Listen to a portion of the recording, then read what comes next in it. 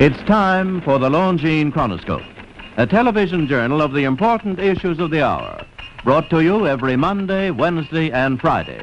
A presentation of the Longines Whitnor Watch Company, maker of Longines, the world's most honored watch, and Whitnor, distinguished companion to the world-honored Longines. Good evening, this is Frank Knight. May I introduce our co-editors for this edition of the Longines Chronoscope. From the CBS television news staff, Larry Lasser and Winston Burdett. Our distinguished guest for this evening is Dr. Howard Rusk, Director of Rehabilitation at the New York University Bellevue Medical Center. And Dr. Rusk, you're best known for your work at rehabilitating American Air Force veterans and disabled civilians. How did you happen to become connected with the American Korean Rehabilitation Mission? Well, I was asked to go on this mission because I guess my name was sort of linked with rehabilitation, and Korea was really a patient in need of such a program. I've had the privilege of going on missions into Poland and Israel and Finland and other places, and Dr. Milton Eisenhower asked last March that I go over with a mission to try to see what the needs were and what we could do about it. And I said a very foolish thing when I accepted. I said that I would be glad to go, to come back and make a professional report, but I would not get emotionally involved. You know, when you've been to Korea, you know because you've been there, that you never get it out of your heart or your mind or your backs of your eyes or your nostrils. And I guess I've spent more than half my time since the first trip thinking and working on the problems of Korea, and I've been back once since. It's true. Well, Dr. Rusk, may I ask you, is there any great difference between the rehabilitation of a disabled veteran or civilian and rehabilitating a war-torn country? Well, of course, in our Air Force program and with our veterans program and now with our civilian program, we had a great medical profession behind it. We had hospitals and we had all of the tools to work with. And in a country that's been devastated like Korea, 4,500 years of culture, never fighting an aggressive war in that time, then 50 years under the heel of the Japs, then 5 years of freedom, and then a country that's been fought over 5 times. It's very difficult because there aren't many tools. The greatest tool you had there was the courage of the people.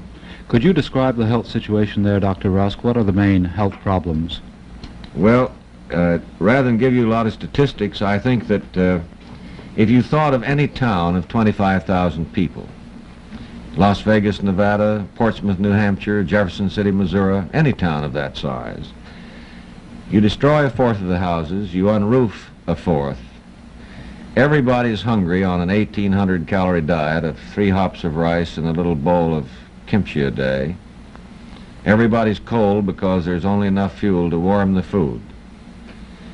Everybody has intestinal parasites. And in the town of 25,000, there would be 1,500 with tuberculosis, 400 acutely ill. There would be probably 40 or 50 with leprosy. The pneumonia and sinus and colds would be 10 times that in our country. With that situation, with no water supply, no sewage, and one poorly trained doctor to meet the needs of that community, that gives you a little idea about the health situation in Korea.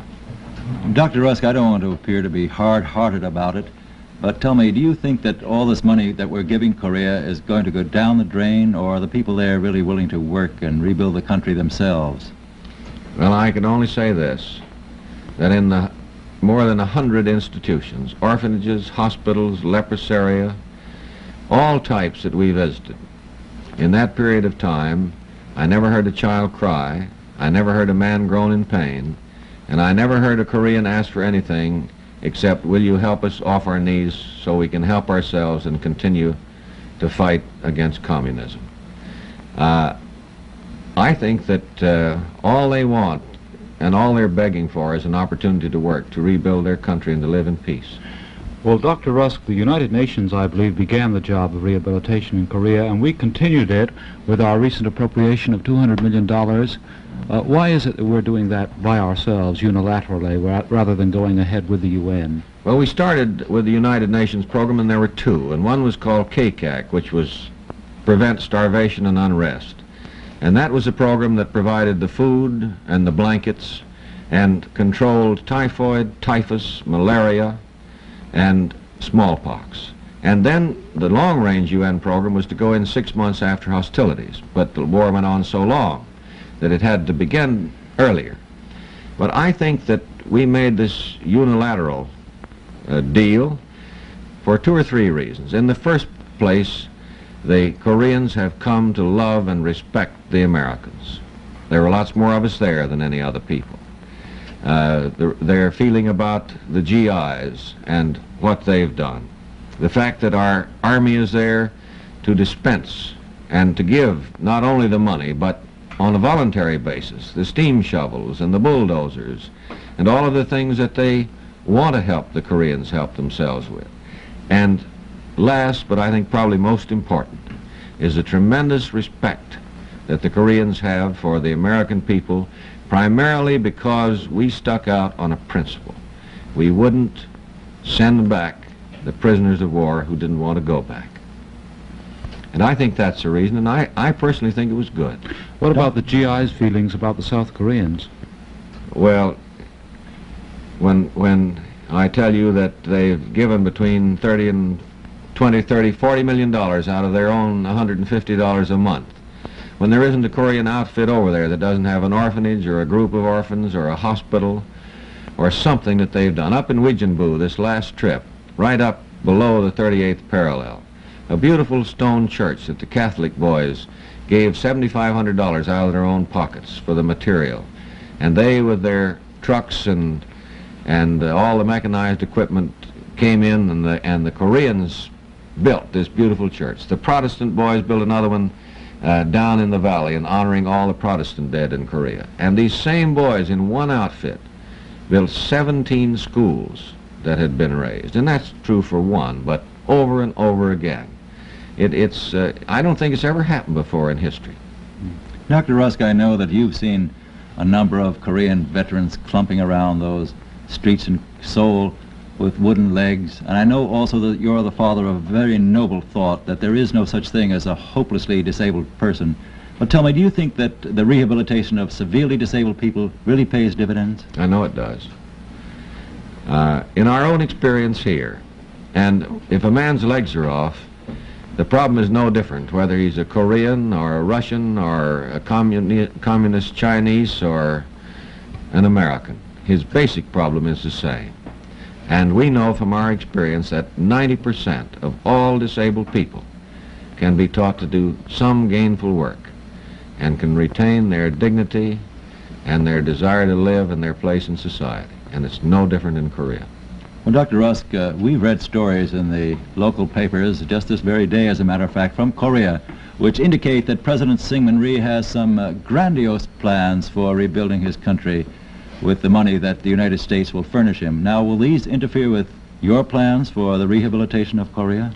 No, I think some of the plans may be a little grandiose on the face of them, but actually, well, we've heard so much about Mr. Rhee. I think a lot of people don't remember that for 8 years he was a captive of the Japanese in his own country, and if he would show you his back, there's still the scars from the green bamboo beatings. And if you talk to the old man now, and he gets excited or tired, he'll blow on his thumbs because he was in the string-up for hours. And when you come down, it's excruciatingly tender. I think he's neither a paragon nor a sinner. I think he's a great patriot.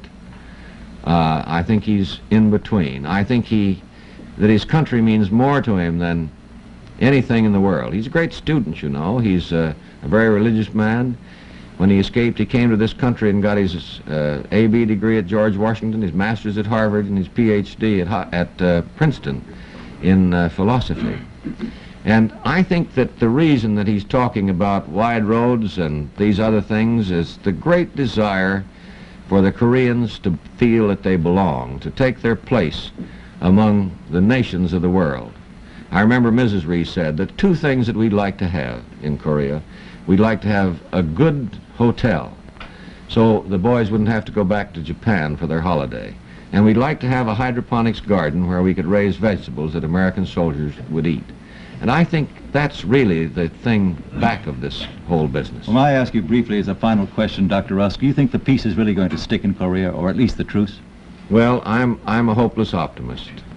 Because of the courage of the people, and because from the reports that come down that 90% of the North Koreans, they say, would come across tomorrow, I think when the people want the peace, and when the world wants the peace, and when it's right and honorable, then I can't help but be an optimist.